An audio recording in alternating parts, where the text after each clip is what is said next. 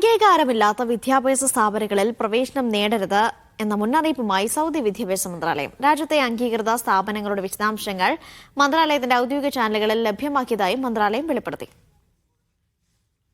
രാജ്യത്തെ വിദ്യാഭ്യാസ സ്ഥാപനങ്ങളുടെ നിയമസാധുതയും അക്കാദമിക് അംഗീകാരവും ഉറപ്പുവരുത്തി മാത്രമേ പ്രവേശനം നേടാവൂ എന്ന് വിദ്യാഭ്യാസ മന്ത്രാലയം മുന്നറിയിപ്പ് നൽകി. ഇതിനായി വിദ്യാഭ്യാസ മന്ത്രാലയത്തിന്റെ ഔദ്യോഗിക ചാനലുകളെ മാത്രം ആശ്രയിക്കണമെന്നും വിദ്യാഭ്യാസ മന്ത്രാലയവും കൗൺസിൽ ഓഫ് യൂണിവേഴ്സിറ്റി അഫയേഴ്സും ആവശ്യപ്പെട്ടു. അംഗീകാരമുള്ളതും ശുപാർശ ചെയ്യപ്പെട്ടതുമായ സർവകലാശാലകളുടെ വിവരങ്ങൾ ഔദ്യോഗിക പ്ലാറ്റ്ഫോമുകളിൽ ലഭ്യമാണെന്നും അധികൃതർ കൂട്ടിച്ചേർത്തു.